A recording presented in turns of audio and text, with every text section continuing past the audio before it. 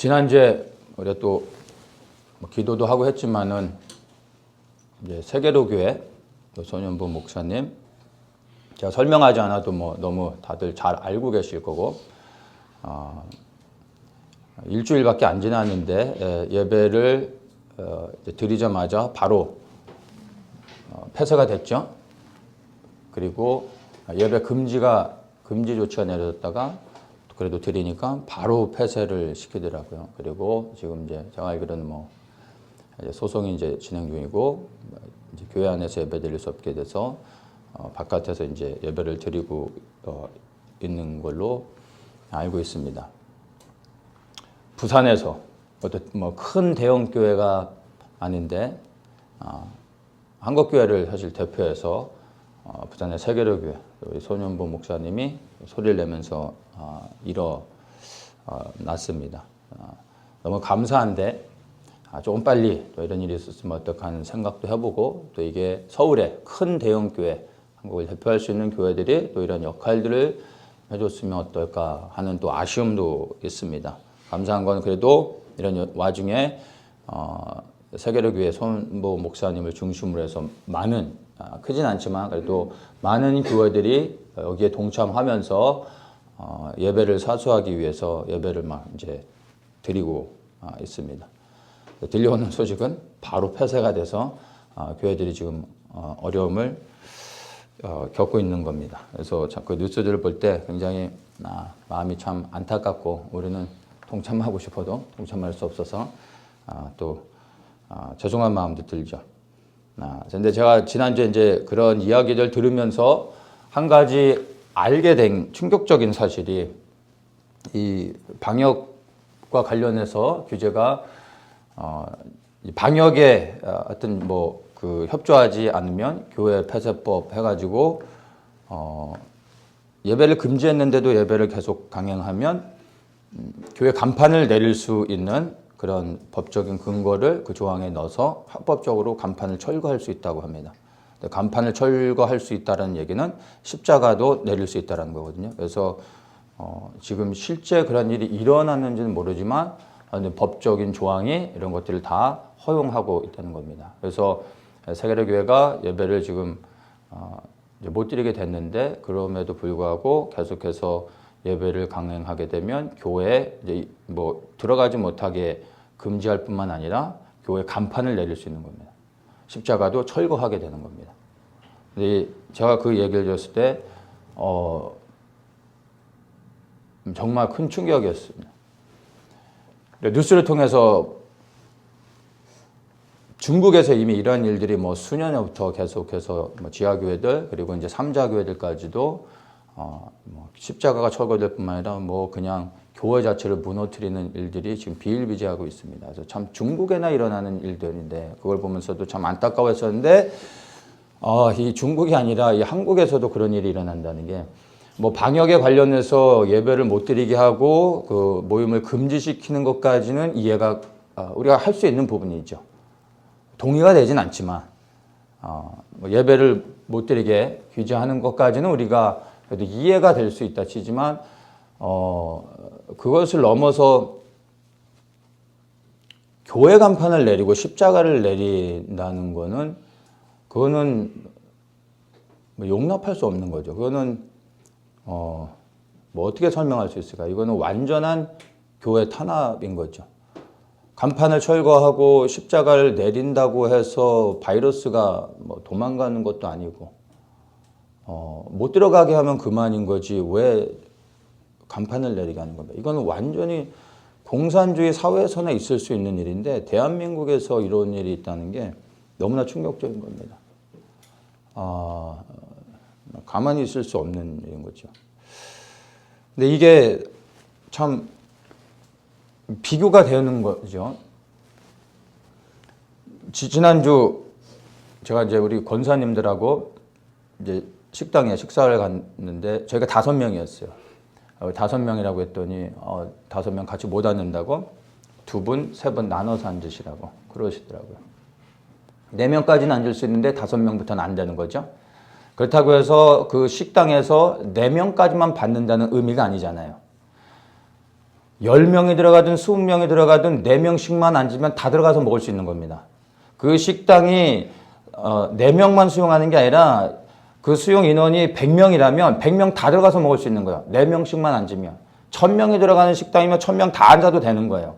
4명씩만 앉으면 되는 겁니다. 그러면 방역이 되는 거죠. 그러면 식당에서 앉아서 4사람이 둘러서 같이 식사를 하면은 마스크를 벗어야 될 거 아닙니까? 입을 벌려야 될 거 아니에요? 같이 모여서 먹는데 대화 없이 먹겠습니까? 떠들 거 아니에요? 침 다 튀기고. 그래도 괜찮은 거예요. 4명이서만 먹으면 바이러스 안 걸리는 거죠. 지난달에 이제 제 아내하고 그 아침 일찍 한 8시쯤에 2호선을 이제 어디 좀 가느라 2호선을 탄 적이 있어요.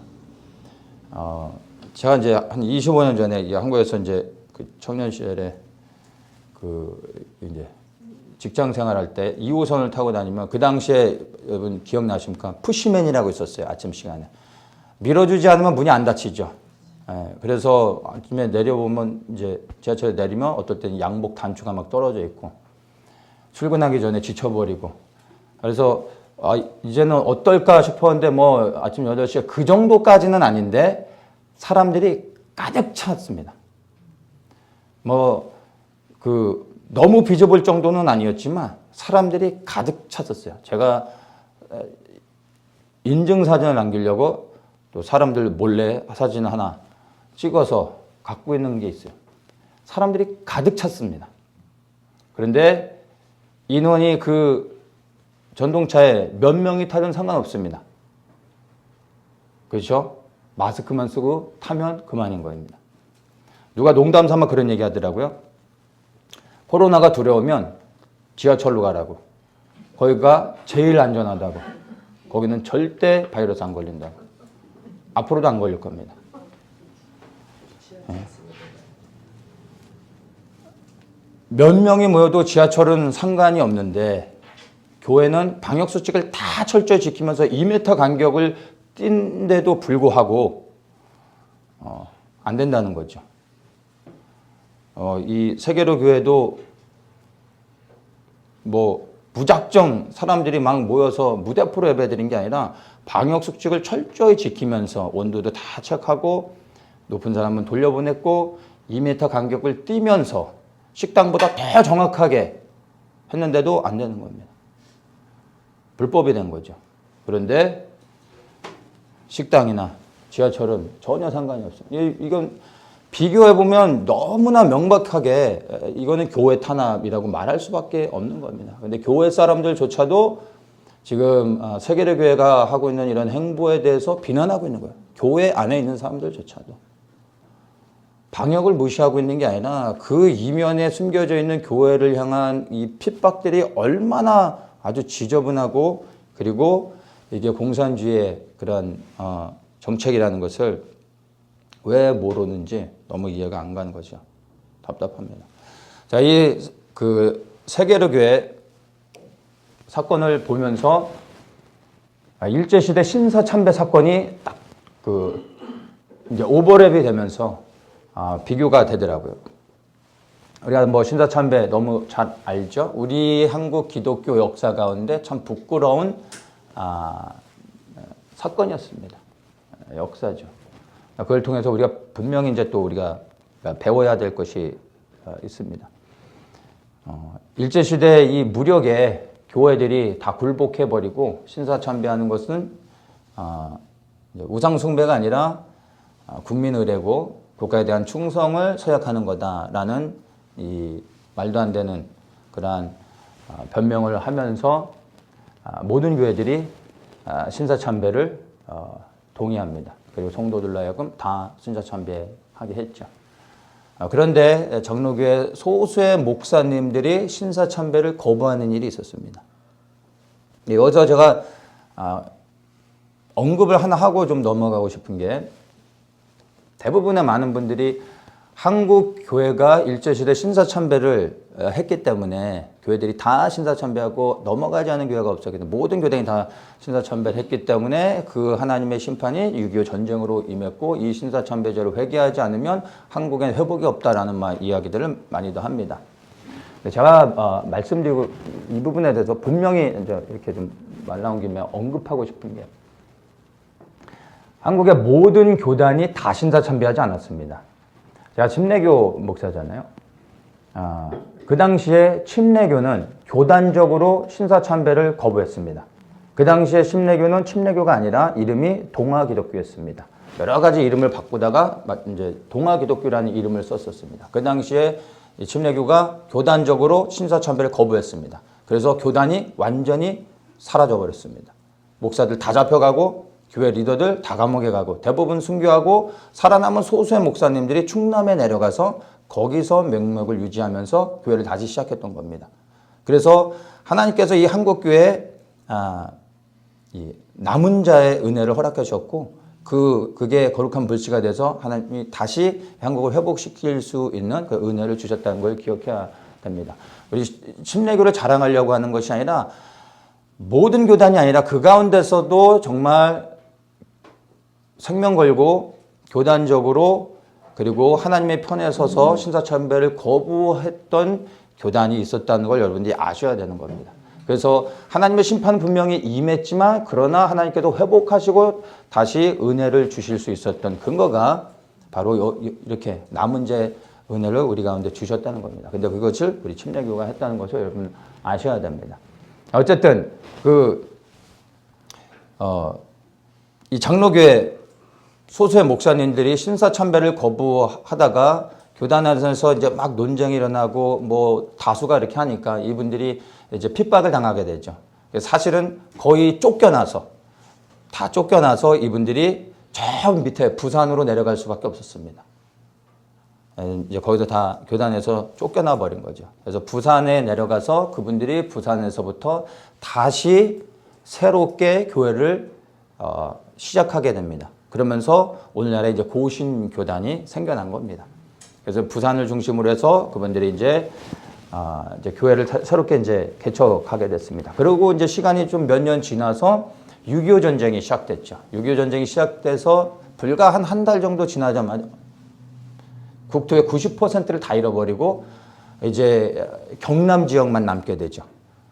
그리고 최후의 낙동강 방어선을 구축해놓고 국가의 운명이 달린 마지막 전투를 준비하게 됩니다.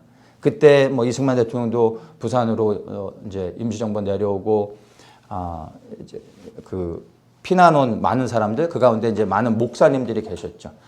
당시에 이제 최전명의 위기 가운데 목사님들이 초량교회, 그 초량교회는 장로교회인데 초량교회를 중심으로 해서 모여서 생명을 건 기도를 하죠. 구곡 기도를 하게 되는데 2주간 동안 예정하지 않았지만 2주간 동안 성령의 그 임재 안에서 아침 저녁으로 하루 종일 예배를 드리는 놀라운 역사가 있었는데 그때 드렸던 기도의 대부분이 하나님 앞에 왜 우리 민족이 이런 고난을 핍박을 어떤 이 전쟁을 당할 수밖에 없는가들을 설명할 때 하나님 앞에 지은 그 범죄들 우상 숭배들 이러한 죄들 그리고 교회가 타락해서 음란을 행했던 것들 이러한 죄를 회개하면서 민족의 죄를 또 개인의 죄를 교회의 죄를 회개하면서 그렇게 기도하며 하나님의 은혜를 구하며 나아갈 때 2주 동안에 놀라운 성령의 역사가 있었고 그리고 그 기도회가 2주 정도 진행되어지고 3일 후 9월 15일 날에 인천 상륙작전이 감행되어져서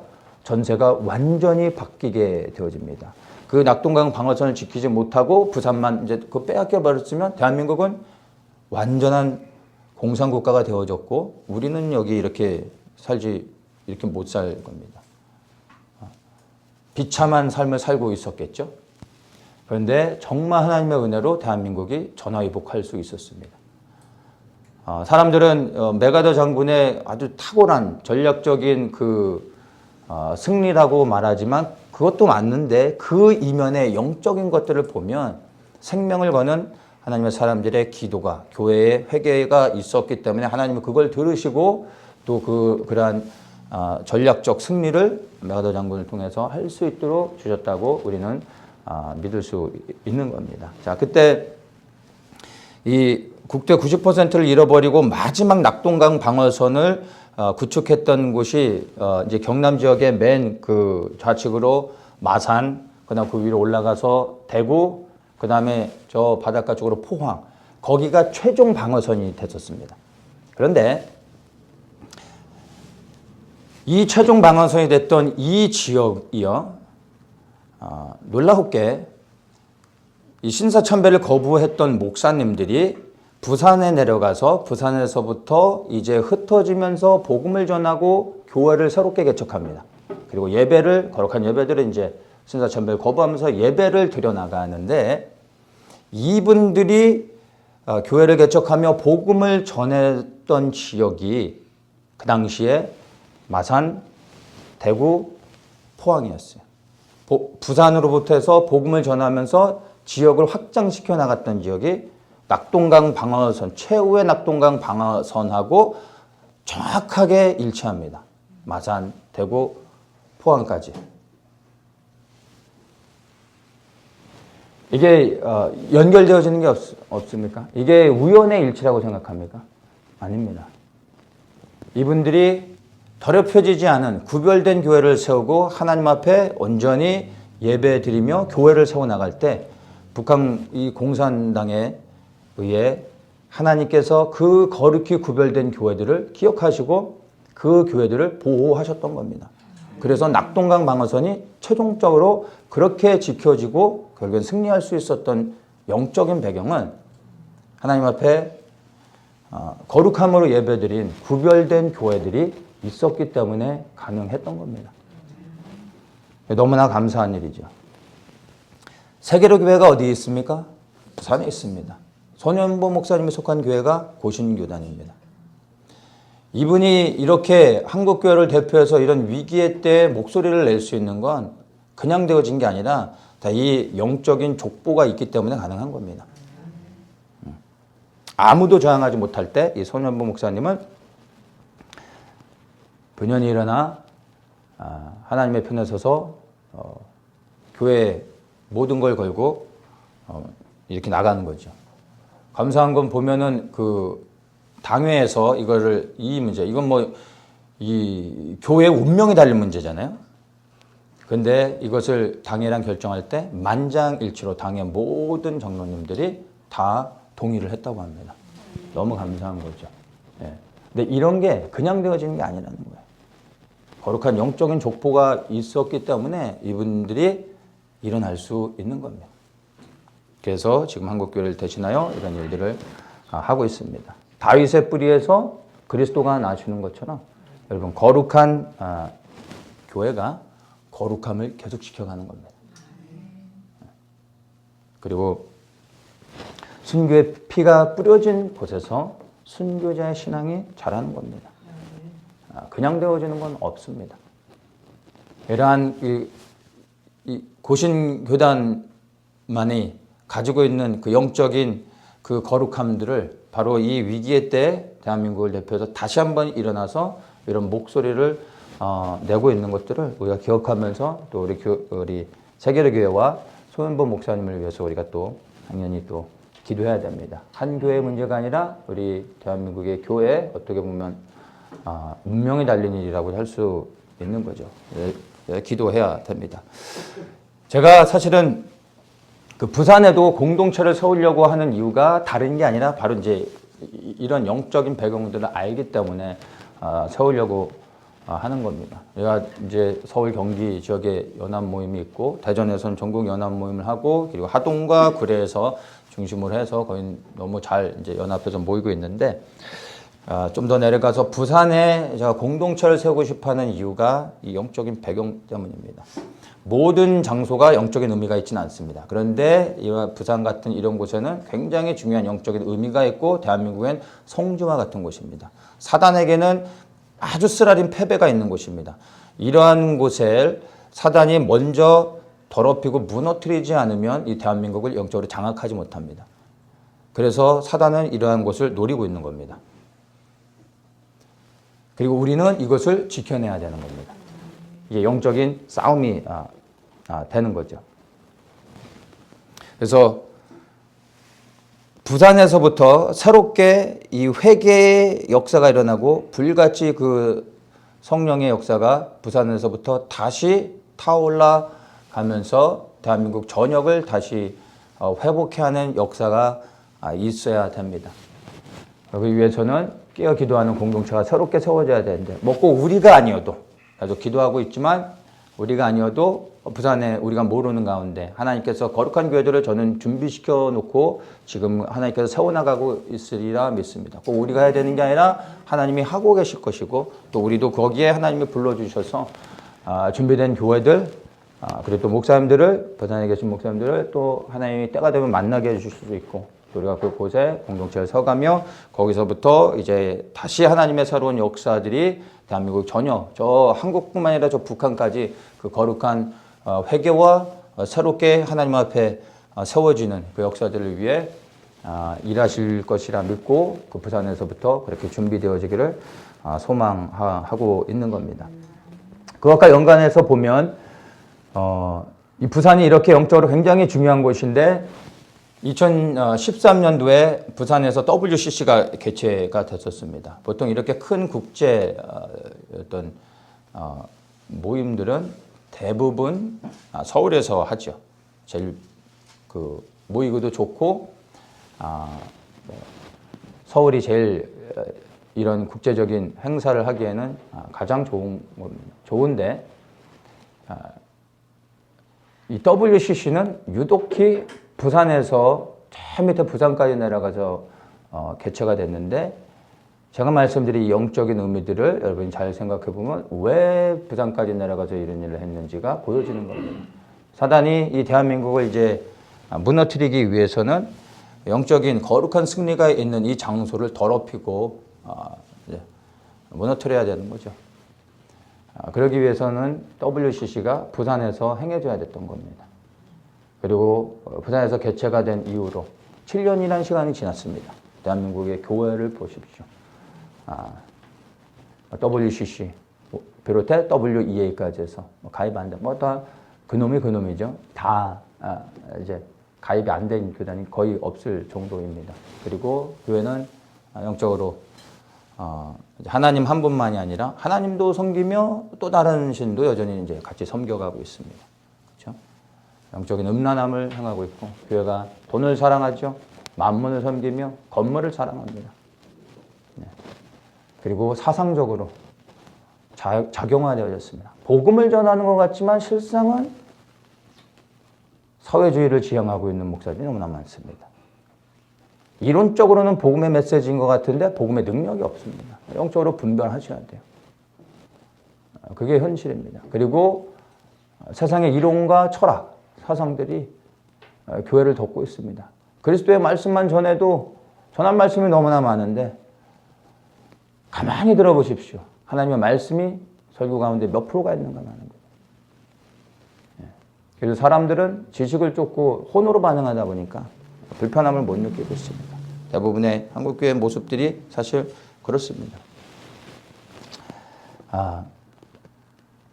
어떤 사람들은 그래서 WCC에 속한 교단에서 그런 교회에서 나와야 된다. 반드시 나와야 된다. 당장 나와야 된다. 일단은 무조건 나와야 된다. 거기 있으면 배도하는 거다. 이야기합니다. 그리고 그런 WCC나 WEA에 속한 교단에 있으면 깨어있지 못한 교회요, 죽은 교회요, 배도한 교회로 비난합니다.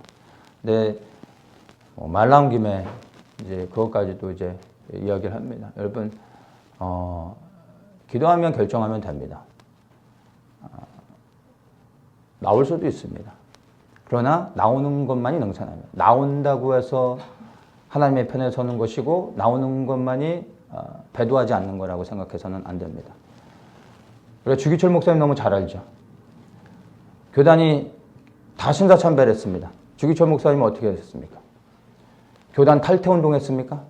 아니요. 그분은 나는 오직 나의 주인이신 예수 그리스도 외에는 고개 숙일 수 없다. 그래서 결국 감옥에 갔죠. 그러다 결국엔 감옥에서 순교했습니다. 그분은 교단 탈퇴운동 같은 거 전혀 안 했습니다. 그리고 여전히 신사참배한 교단에서 남아 있었습니다. 그리고 순교하셨습니다. 누가 감히 주기철 목사님한테 신사참배한 교단에서 나오지 않았다고 배도한 목사라고 감히 말할 수 있습니까? 신사참배한 교단에서 나오는 게 중요한 게 아니라 어디에 있든지 하나님 한 분만을 변함없이 섬기는 것이 더 중요한 겁니다. 네. 어떤 목사님은 WCC에서 나와야 되는데 나와야 된 이유가 WCC에 속한 교단에 있으면 휴거를 못 받는다고 그런 얘기를 했대요. 참 앞에 그냥 깝깝해지는 거죠. 네. WCC에 나온 이유가 휴거를 위한 거라. 여러분 마지막 때 정말 목사 잘 만나야 됩니다. 잘못 만나면 그냥 같이 사망의 길로 가는 겁니다. 여러분 이제 목사를 잘 만났다는 얘기가 아니라 그건 뭐 주님만 아시는 거죠. 저도 모릅니다. 목사뿐만이 아니라 성도뿐만이 아니라 목사도 성도를 잘 만나야 됩니다. 성도가 목사 잘 만나면 같이 죽는 거지만 목사가 성도를 잘못 만나면 이리 뜯기고 저리 뜯기고 그러다가 결국엔 부르심대로 못 가고 넘어지는 사람들도 너무나 많이 봤습니다. 어떤 분들이 가끔 이제 저한테 그럽니다. 사랑해서 권면하는 말이죠. 목사님 변질되면 안 됩니다. 끝까지 초심을 잃지 않고 가야 됩니다. 그래야 됩니다. 이렇게 얘기하세요. 속으로 그러죠 제가. 예, 이와 동문입니다. 우리가 목사나 성도가 목사를 바라보고 가면 안 됩니다. 목사도 성도를 바라보고 가서는 안 되죠. 우리가 함께 우리의 주인 되신 그리스도를 바라보며 성령의 인도하심을 따라가는 겁니다. 그래야 우리가 함께 승리할 수 있습니다. 목사 앉아서 이 좁은 길을 못 갑니다. 성도들도 마찬가지고. 우리가 함께 모여야 되는 겁니다. 지체로서. 그게 중요한 겁니다.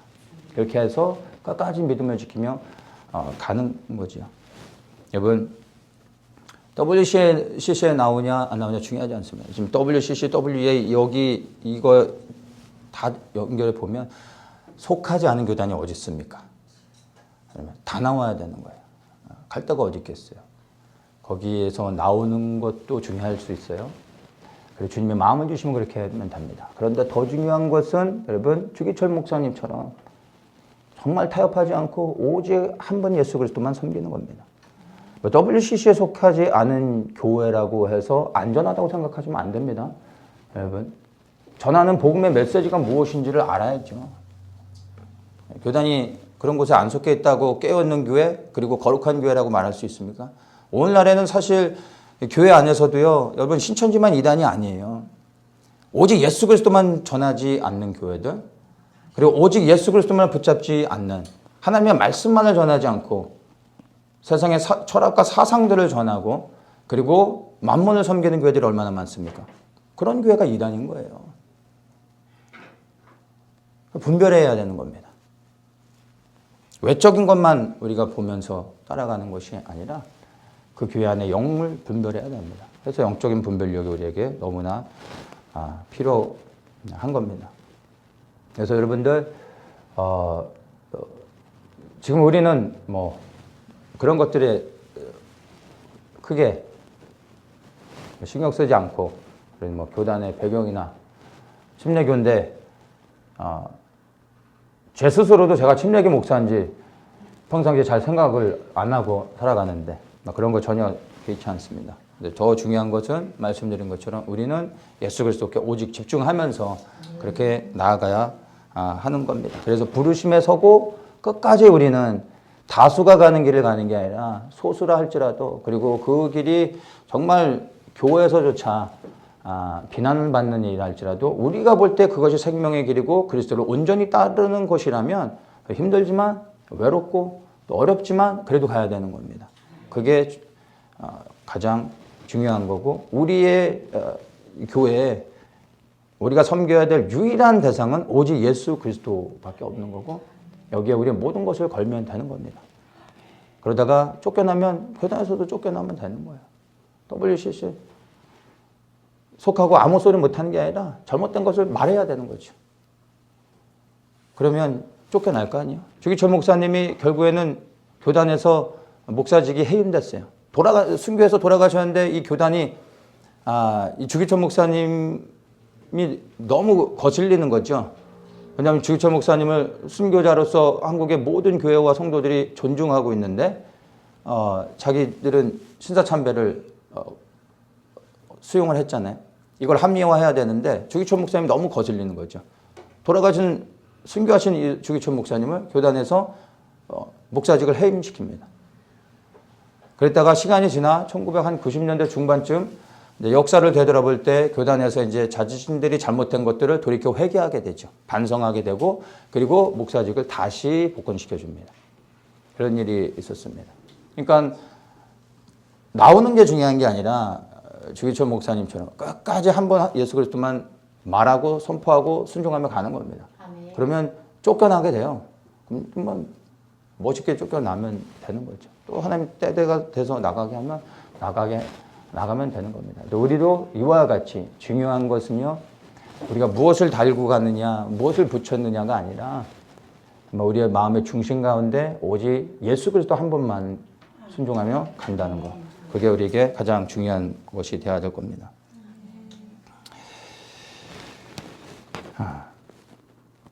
신사참배를 거부했던 이 목사님들의 거룩한 교회를 세웠고 그리고 정말 순결한 예배를 드릴 때 하나님께서 이 마지막 낙동강 방어선이라는 하나님께서 보호해 주시는 그러한 지경을 허락해 주셨고 그리고 위기에 처한 대한민국을 전쟁의 승패가 완전히 바뀔 수 있도록 하나님의 은혜 가운데 역사해 주셨다는 것을 우리는 기억해야 됩니다. 교회가 바로 섰더니 나라가 살았습니다. 이거는 여전히 영적인 세계 가운데 적용되어지는 겁니다. 한국의 교회가 바로 세워진다면 위기에 처한 이 대한민국 하나님이 반드시 다시 살리실 것을 우리는 믿습니다. 그래서 우리가 모여서 교회가 되어지는 것이잖아요. 그래서 이러한 교회들, 깨어있는 교회들, 하나님 앞에 순결함을 지켜가는 교회들이 더욱더 일어난다면 하나님께 그 교회들을 통하여 영적으로 보호하시고 지키시며 이 대한민국을 반드시 회복시킬 겁니다. 우리는 이걸 믿기에 위기의 상황 가운데 우리가 함께 모여 예배 드리고 있는 것입니다. 모이는 것이 이제는 불법이 되어져서 이제는 교회 안에서도까지 이제 비난을 받고 있습니다. 그럼에도 불구하고 우리는 이제 모여서 예배를 드리는 것에 초점을 맞춰야 됩니다. 지금 그 세계로 교회에서 이제 법적인 소송이 진행되고 있는데 제가 생각할 때 개인적으로 쉽지 않을 것 같아요. 그냥 어려울 것 같아요. 지금의 이러한 전체적인 분위기를 볼 때 어려울 것 같습니다. 만약에 그렇게 해서 그 소송을 통해서 예배의 자유를 얻을 수만 있다면 너무 감사한 일이죠. 우리도 마음껏 자유롭게 이제 예배드리고 소리내서 우리도 기도할 수 있습니다. 너무나 감사한 일이죠. 근데 혹시라도 그런 일이 일어나지 않는다 할지라도 우리가 원하는 일이 일어나지 않아도 여러분 우리는 마음이 흔들려서는 안 됩니다. 그것보다 더 중요한 게 있습니다. 근본적으로 왜 이런 일이 일어났는지 그리고 지금 우리에게 2021년을 이제 새로 시작했는데 우리에게 무엇이 다가오고 있는지를 정확히 알아야 됩니다. 이것을 아는 게 예배의 회복, 예배의 자유를 얻는 것보다 사실은 더 중요합니다. 첫 번째, 왜 이런 일이 일어나고 있는지 우리가 분명하게 이해를 해야 됩니다. 여러분, 코로나에 대한 이해가 너무 중요한데 이 코로나는 그냥 어쩌다 일어난 전염병이 아닙니다. 마지막 때 하나님의 사람들을 구원받아야 될 하나님의 사람들을 깨우는 강력한 사인입니다. 이 코로나 여러 가지 의미가 있겠지만 한 가지 이 마지막 때 연결해서 볼 때 하나님께서 사랑하는 자들을 깨우시는 경고의 사인인 겁니다. 박근혜 대통령에서 탄핵을 당했을 때 뭐 정치적인 사건인데 놀랍게 제가 이제 많은 사람들과 대화를 해보면 박근혜 대통령이 탄핵됐을 때 마지막 때를 깨닫게 된 사람들이 생각보다 많았어요. 이것과 마지막 때가 굳이 뭐 이렇게 연결될 그런 어떤 포인트를 모르겠는데 그냥 그 사건을 통해 영으로 깨닫게 된 거죠. 많은 사람들한테 그런 얘기를 듣게 됐습니다. 그리고 이 광화문 집회, 안 나가 보시는 분들이 없잖아요. 광화문 집회 수년 동안 진행되면서 많은 사람들이 아버지의 마음을 알게 됐고 중보자로 세워지는 은혜가 있었습니다. 그래서 마찬가지로 지금 이제 이 코로나를 통해서도 동일하게 하나님께서 잠자고 있는 하나님의 사랑하는 성도들을 깨우고 있는 겁니다. 아마 이번이 마지막 은혜가 아닐까. 성도들을 강력하게 깨우는 마지막 사인이 아닐까 저는 그렇게 생각합니다. 그리고 이 코로나를 통해서도 정말 마지막 때를 깨닫고 때가 얼마나 급한지를 알면서 하나님께 나오는 사람들이 있잖아요. 우리가 보잖아요. 너무나 감사한 거죠. 그래서 이것을 단순히 우리에게 임하는 어떤 핍박으로만 생각할 것이 아니라 사랑하는 하나님의 백성들을 견고히 세우고 그리고 준비시키는 하나님의 은혜의 사인이라는 것을 생각할 때 이것도 우리가 하나님 앞에 감사할 수 있는 겁니다. 그래서 21년 우리가 살아갈 이후 올 한 해는요, 사실 코로나로 인해서 우리의 삶은 더욱더 힘들어질 겁니다. 기도해도 사라지지 않을 겁니다. 그리고 교회의 핍박은 더욱더 거세질 겁니다. 준비되어야 하는 거죠. 그런데 말씀드린 것처럼 이러한 일들을 통해 하나님께서 정말 깨어나야 될 하나님의 사람들을 마지막으로 깨우고 있다는 것을 우리가 생각해야 됩니다. 그래서 코로나는 기도해서 막아낼 수 있는 게 아니라 견뎌내야 되는 것입니다. 통과해야 되는 겁니다. 이걸 통하여 우리의 모든 세상에 불필요한 것들, 우리가 짊어지고 왔었던, 자랑하며 그리고 좋은 것으로 여기며 가지고 왔었던 모든 세상적인 것들을 벗어버리고 이제 이 땅의 것이 아닌 하늘에 대한 소망을 가지고 하나님 앞에 새롭게 세워져 나가야 되는 겁니다. 두 번째, 무엇이 지금 오고 있는지를 우리가 영적으로 분별해야 됩니다. 정강훈 목사님의 광화문 집회, 이 애국운동이나 소년보 목사님의 예배의 자유를 위한 이러한 행동들, 이런 거 다 너무나 귀하고 너무나 중요합니다. 위에서도 기도해야 됩니다. 그런데 더 중요한 것이 앞으로 무엇이 우리에게 오고 있는지를 연결해서 보는 게 너무 중요합니다. 눈에 보여지는 일어난 사건만 가지고서 우리가 기도에 집중해서는 안 됩니다. 무엇이 오고 있는지 큰 그림을 볼 수 있어야 되는 겁니다. 좌파에서 우파로 정권이 바뀐다고 대한민국이 살기 좋아지겠습니까? 그렇지 않습니다, 여러분. 우리의 기도가 그런 영역에 머물러 있어서는 안 됩니다. 근데 많은 사람들이 지금 이 광화문 집회에 모여서 기도하고 그럴 때 대부분 사람들이 영역이 정치, 이런 부분, 그래서 정권이 바뀌는 거, 보수가 다시 정권을 갖는 이런 영역에서 묶여 있고 이런 영역에서만 전략을 짜고 기도하고 그럽니다. 그런데 그게 아닌 거죠. 그래서 대한민국이 회복되어지는 게 아니라는 것을 알아야 됩니다. 예배의 자유를 얻는다고 해서 교회의 핍박이 사라지겠습니까? 그리고 그 이후로는 마음껏 자유롭게 예배드릴 수 있는 그러한 세상이 올 수 있을 거라 여러분 기대하십니까? 죄송하지만 그런 일은 일어나지 않을 겁니다. 더욱더 극심한 고난과 핍박들이 오게 될 겁니다.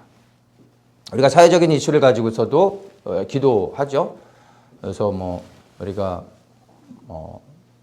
나라 민족을 위해 기도할 때 광화문 집회를 위해서도 기도했었고, 또 우리가 세계로 교회 사건을 이제 또 들으면서 또 세계로 교회 이제 손현보 목사님도 기도하고, 때로는 우리가 동성애나 낙태 문제 이런 사회적인 중요한 이슈들을 가지고서도 우리가 또 기도도 합니다.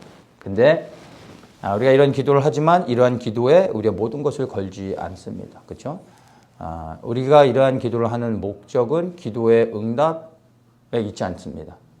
이 기도 자체가 우리가 하나님의 편에 서 있다라는 것을 보여주는 거고, 그리고 그런 마음가짐으로 정말 그렇게 이루어질 수 있다면, 그래서 다시 회복될 수 있다면 너무 감사한 거죠. 그러나 이게 우리의 기도의 본질, 그 목적이 아니기 때문에 기도하지만 그건 하나님께 올려드릴 뿐입니다.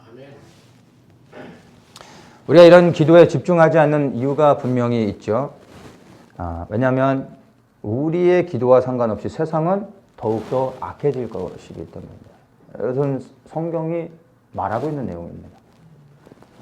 불법이 성행하고 배도하는 일들이 있게 일어날 거고, 지금 그 일들이 교회 안에서 이러한 것들이 배도입니다. 방역이 아니라 배도의 일인 것입니다. 사랑이 식어질 것입니다. 전쟁이 일어날 거고, 경제가 무너지고, 충격적인 재난의 사건들이 일어날 겁니다. 인류가 겪어보지 못한 가장 큰 무서운 환란이 우리 앞에 펼쳐지게 될 겁니다. 근데 이 모든 것들은 주님이 오시기 전에 반드시 일어나야 되는 일임을 예수님이 친히 말씀하셨습니다. 우리가 막아낼 수 있는 게 아닙니다. 베드로처럼 되어버리는 겁니다. 사단아 물러가라. 잘못하면 하나님의 뜻을 우리가 대적할 수 있습니다. 사실은 지금 그 어느 때보다 전쟁의 위기가 굉장히 높아진 때입니다. 가능성이 제가 볼 때 가장 높습니다. 수년을 전쟁에 대한 이제 말씀을 전했는데, 제 개인적으로 볼 때 지금의 이 시즌, 이러한 흐름이 그 수년 동안 제가 봤을 때 지금이 가장 그 전쟁의 위기가 높다고 생각을 합니다. 한국이 지금 뭐 이 정치권에서 완전히 그냥 진흙탕 싸움을 하고 정신을 못 차리고 있죠. 내부에서 이미 안에서도 다 뭐 사회가 분열이 되어졌죠. 이 코로나 때문에 경제적인 부분에서도 무너지면서 뭐 안보적인 것들은 뭐 아예 이제는 이슈가 되지도 않고 있습니다. 누구도 관심을 갖지 않고 있습니다. 지난 몇 년에는 북한의 도발이 막 굉장히 국제적인 이슈가 됐었죠. 그럴 때는 전쟁 절대 안 납니다. 모두가 다 주목하고 있기 때문에 전쟁이 오히려 더 안 납니다. 지금은 북한 얘기는 사라진 지 오래됐습니다. 북한을 언급할 여유가 없어요. 그리고 기도하는 많은 사람들이 지금 도널드 트럼프에 집중해서 기도하다 보니까 어떻게 해요? 북한은 기도하지 못하고 있습니다. 이럴 때가 전쟁의 위기가 가장 높은 겁니다. 미국도 지금 이 대선 문제가 너무나 중요하죠. 그리고 미국 내에서도 정치권 안에서도 지금 이것이 20일 날에 실제 바이든의 취임식이 있을지 없을지 아직 우리도 모르는 겁니다. 어떻게 될지, 무슨 일이 일어날지. 분명히 미국 안에서도 위기죠.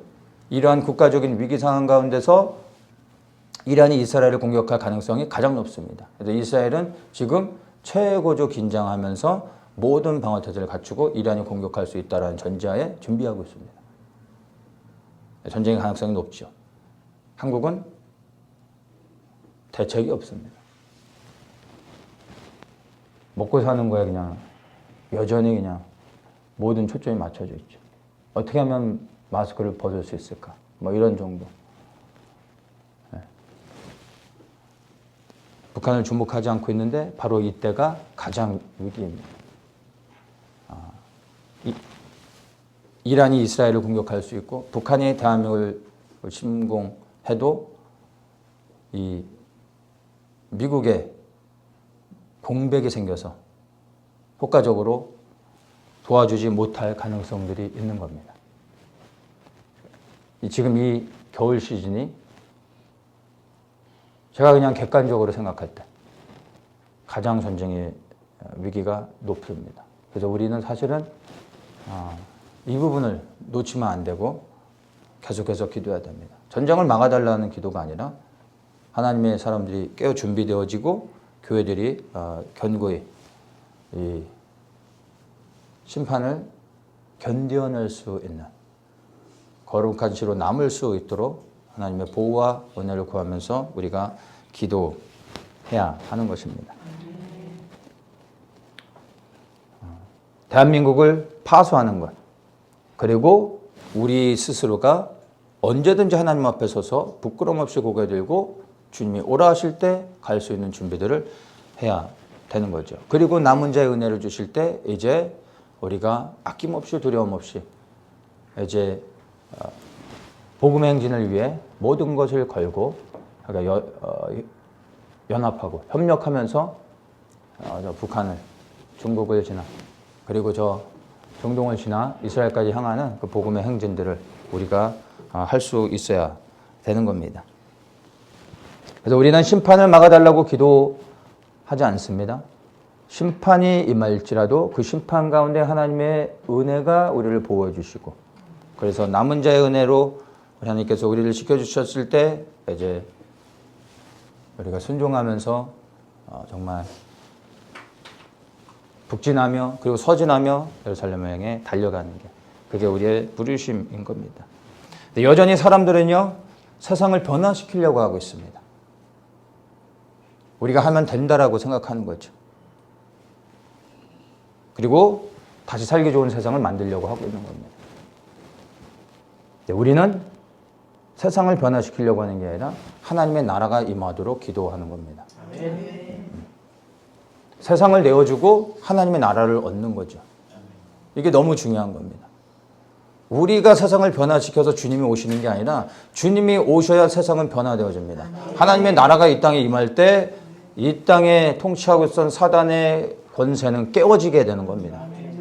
그래서 이 땅을 파수하지만 실질적으로 이 땅에 우리가 물리적으로 정치를 지켜내고 그리고 우리의 종교의 자유를 지켜내는 것이 목적이 아니라 이 땅에 악이 성행할지라도 변함없이 속히 하나님의 나라가 이 땅에 이루어질 수 있도록 그 하나님의 나라가 그리스도의 재림을 통해서 이루어지는 거죠.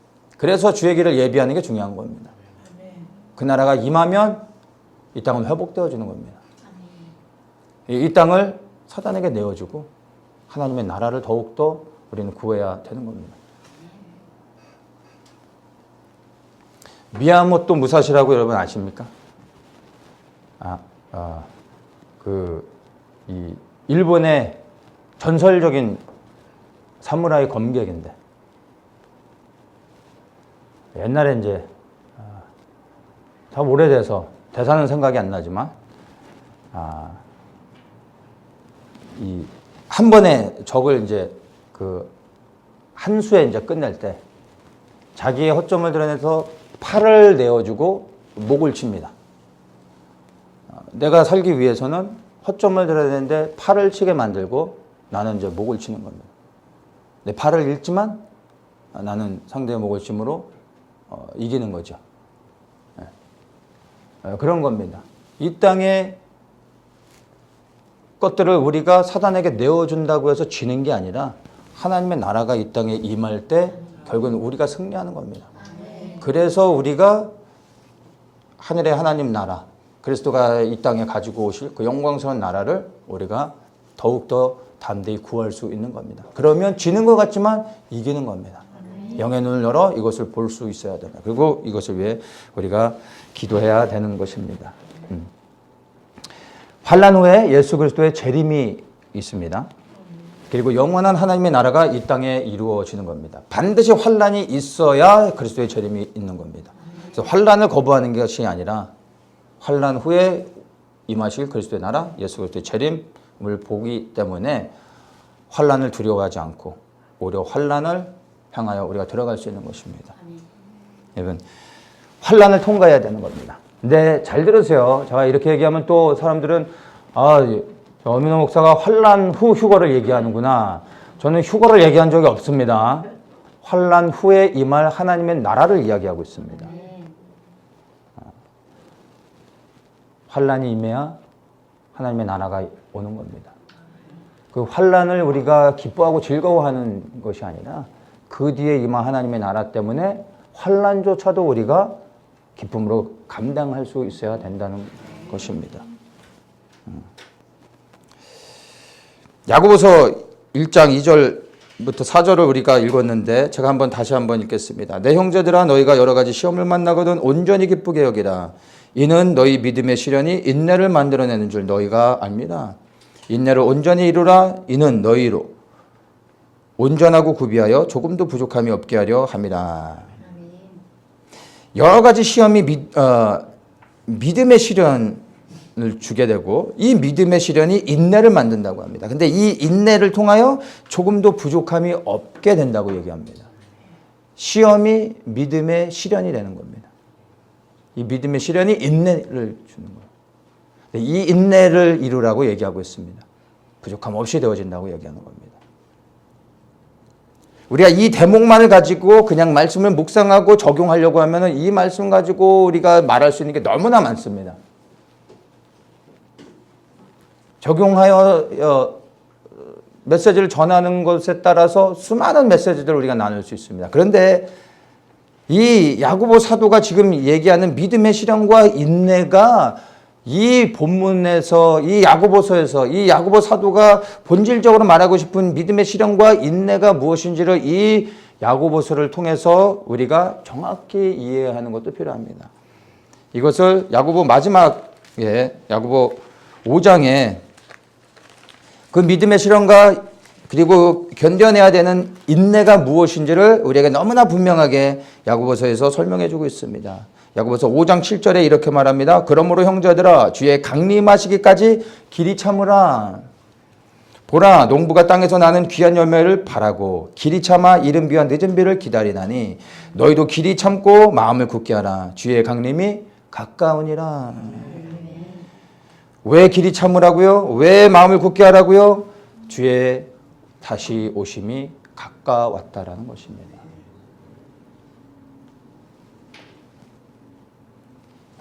주의 강림을 위하여 우리가 인내하며 기다려야 된다는 겁니다. 근데 이 인내를 위해서는 믿음의 시련이 반드시 있어야 된다는 겁니다. 이 믿음의 시련 없이 인내가 생겨질 수 없습니다. 이 인내 없이 그리스도의 재림을 볼 수 없다는 거예요. 주님이 오셔도 그게 우리에게 기쁨이 아니라 구원이 아니라 심판이 되어질 수 있다는 거예요. 인내함으로 기다리는 자가 그리스도의 재림과 그리고 우리의 구원을 맛볼 수 있는 겁니다. 근데 이 인내를 위해서는 반드시 믿음의 시련을 당해야 된다는 거예요. 통과해야 되는 것입니다. 믿음의 시련을 통하여 우리의 인내가 준비되어진다는 겁니다. 그 믿음의 시련이 무엇입니까? 우리가 당하고 있는 것들이에요.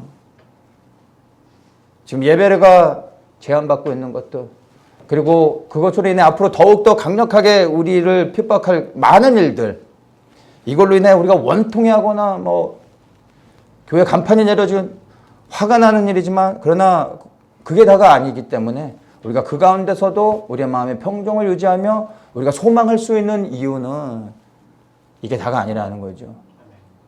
이후에 이러한 사건을 통하여 우리가 그리스도를 더욱더 신뢰하고 그분만을 바라보면서 변치 않는 믿음 가운데서 인내하며 우리가 준비되어질 때 그리스도의 재림을 보게 될 것이고 그리고 그 그리스도의 재림이 우리의 구원이 되어진다는 것입니다.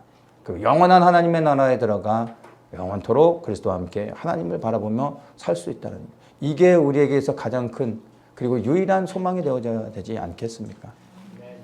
그러기 위해선 이제 믿음의 시련을 통과해야 될 시즌이 온 겁니다. 인내를 준비시켜야 되는 겁니다. 믿음의 선지자들을 통하여 이들이 다 이러한 믿음의 시련을 통과하여 하나님 앞에 의인으로 인정받았다는 것을 야고보서에서 계속해서 말해주고 있습니다. 우리 또한 믿음의 선진들의 신앙을 따라 이러한 믿음의 시련을 반드시 통과하며 우리의 인내를 쌓아 나가야 되는 것입니다. 기도하지만 기도한 대로 안 되어질 겁니다. 그래도 우리는 여전히 주님을 신뢰하며 변함없이 기도할 수 있어야 됩니다. 우리 모여 예배하지만 모여 예배 드릴 수 없을 상황이 반드시 올 겁니다. 그래도 우리는 어떻게든 모여서 예배 드릴 수 있어야 되는 것입니다. 그리고 우리가 원치 않지만 큰 재난들과 정말 무서운 환난들이 우리에게 다가올 겁니다. 그런데 그럼에도 불구하고 우리에게 다가오는 환난으로 불평하고 두려워하는 것이 아니라 그 너머에 이제 우리가 사랑하는 주님이 오고 계시다는 것을 바라보면서 변함없이 우리가 두려움이 아닌 기쁨과 설레임으로 우리의 믿음을 인내함으로 지켜가야 되는 것입니다. 우리의 자리를 지키고 모이기에 힘쓰며 끊임없이 하나님의 나라를 우리가 선포하며 그리고 나아가야 되는 이유는 이제 인내를 쌓기 위해 믿음의 시련들이 더욱더 다가오고 있다는 겁니다. 우리가 더욱 깨어서 하나님의 부르심에 서서 그렇게 파수하며 부르신 자를 지켜내며 그리고 믿음의 시련을 통하여 하나님이 인정하시는 그러한 인내의 성숙이 이루어지기를 예수님의 이름으로 축복합니다.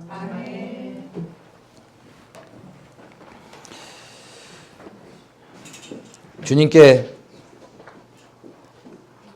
우리의 믿음을 올려드립니다. 끝까지 인내함으로 주님이 인정하실 수 있는 그 분량까지 나아가게 하여 주시고 그렇게 준비되어져서 다시 오실 그리스도를 영광스럽게 맞이하게 하여 주시옵소서. 예수님의 이름으로 기도합니다.